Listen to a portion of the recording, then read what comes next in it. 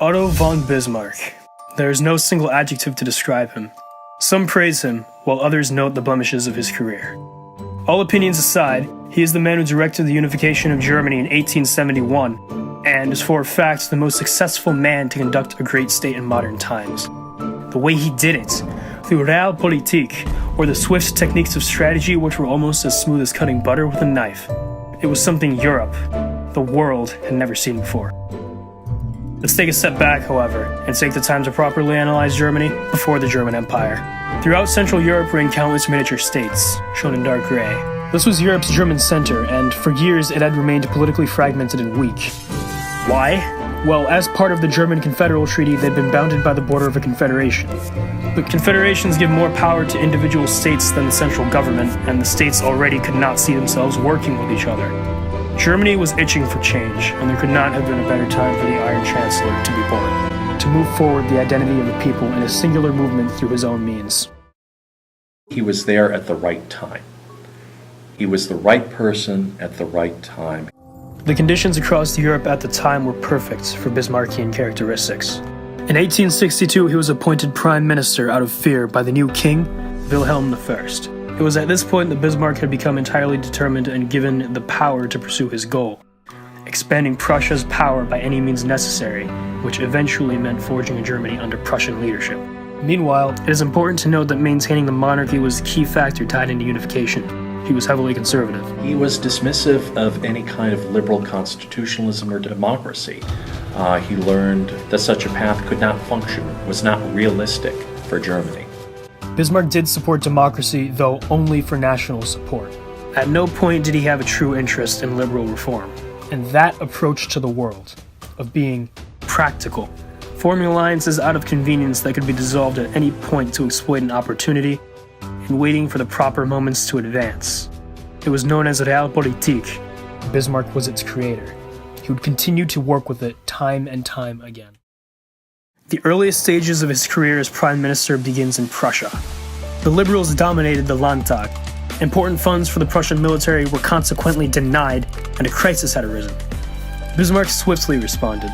Exploiting loopholes in the constitution, the government of Prussia found itself reusing old budgets year after year. This kept the liberals sane, proposing budgets irrelevant, and a stream of income was consistently ensured for the king. Feeling aggrieved, the liberal majority had faded away after only 1 year, and Wilhelm I was no longer facing abdication. Bismarck and the king's tax collectors would continue to collect the 1861 budget for nearly the next decade, allowing them to meet the challenges of pursuing a more aggressive foreign policy. This was a huge success, but then came Austria. They also endangered Bismarck's goal when Wilhelm I was invited to a princes' conference in Frankfurt that featured German leaders from across the Confederation to discuss unification. In order to exclude the Austrians from leading German affairs and ensure that Prussia would be the one to ascend, Bismarck strained heavily to persuade his king not to attend. The assembly would collapse if he didn't. So, the king remained at home, and that absence rendered their Congress a hopeless affair. Bismarck was thereupon given more wiggle room.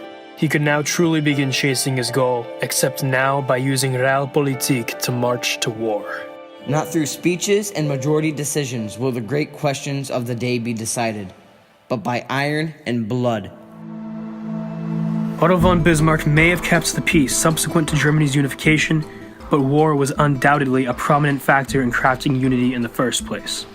Prussia's wars with Denmark, Austria, and even France were all distinct yet carefully planned out in their own ways. The critical goals Bismarck had among them remain the same: create a unifying force through nationalism, and do so by creating a common enemy. Nationalism in the 19th century was considered a liberal force. What Bismarck did effectively was show that nationalism could also have a conservative side.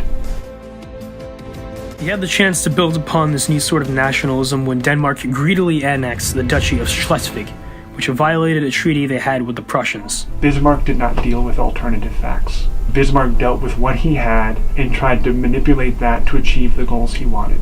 In this case, he wanted Prussian expansion, and seizing the opportunity, he immediately got to work, using their aggression as an excuse to liberate the German-speaking population from quote-unquote Danish tyranny.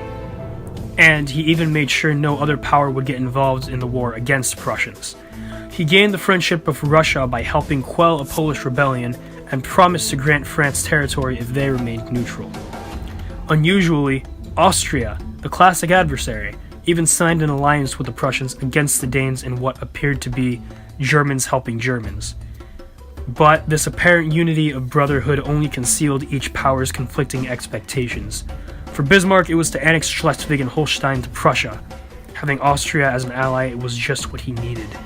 This alliance could limit risk and ensure all options remained open in a post-war situation when annexing other territories that would essentially make Austria complicit. All the pieces were perfectly in place, and so the war commenced against Denmark. The combined forces of Prussians and Austrians rapidly overran the Danes during that same year, forcing the independence of Schleswig and Holstein. Bismarck made some ludicrous demands, and the Austrians, not wanting to feel left out, succumbed to a compromise in 1865 that divided the land. The compromise would not last long.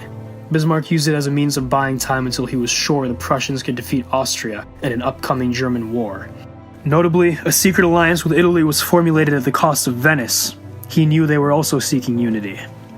Suddenly, Bismarck began to tear the German-speaking world apart. After provoking Austria for some time, Prussia occupied Holstein with no resistance. They were promptly demanded to provide an explanation of their mobilization during a diet held with Austria and other German representatives of the Confederation. At the end of the diet, it was not surprising that Austria responded by calling for a mobilization of the Confederation against Prussia. Yet defyingly, the Prussian ambassador walked out, declaring the diet invalid and the German Confederation dissolved. And so, war soon followed. It was the North German states and Italy against Austria and the South German states. But King Wilhelm I had a man who was as capable on the field as Bismarck was in the office, Otto von Moltke. He was the chief author of the Prussian victory over Austria within weeks, mainly due to his far superior and newer tactics. Once Austria was surprisingly defeated, Bismarck formulated a generous peace treaty. Even Moltke knew they had to avoid leaving Austria hateful or wanting revenge, so instead reserved the possibility of becoming friends again. Not a single kilometer of land was taken from them. That wasn't the goal. Instead, the peace treaty included the disbandment of the German Confederation and the creation of a new, Prussian-dominated North German Confederation. Bismarck had prevailed over his enemies. This victory was a transformative movement. Meanwhile, France had been getting angered. They received no compensation despite Bismarck's promises. Soon the French played right into Bismarck's hands when they got pushy with Wilhelm I, when a new Spanish throne was up for grabs. The French had a diplomat make Wilhelm assure repeatedly that he'd deny any Prussian claim to it, which the king took as mildly insulting. Bismarck quickly used that to his advantage in what was known as the Ems Dispatch. Without lying, he brilliantly modified the wording so to the French, it would read as if Wilhelm insulted their ambassador, while to Germans, it'd sound like the opposite. Soon, France had it, and carried matters to an extreme extent. Now it would be war.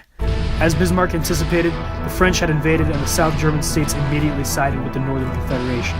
Although France had incredibly modern equipment for its time, they stood no chance against the combined forces of the German allies with the great tactics of Moltke. The conflict would be over in only 6 months. Finally, on the 18th of January in 1871, a new German empire was declared in the Hall of Mirrors in Versailles, France. King Wilhelm I accepted the title of German Emperor. For years, Europe's German center had remained politically fragmented and weak. Now for the first time, the world had its eyes on a united, strong, and modernized Germany that could not have been possible without Bismarck. Through Realpolitik, competition, and war, in the end, there was peace. If only he weren't so secretive and eager to be in control for himself, maybe that would have left some proper successor to carry on his legacy after he was taken out of office. That was perhaps Bismarck's biggest flaw. The secretiveness that benefited him for so long throughout his career hurt not only himself, but also Germany in the end.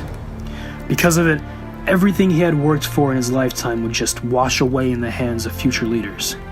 Despite this, the way he absolutely swayed history and constructed a world superpower certainly merits our respect. Forever.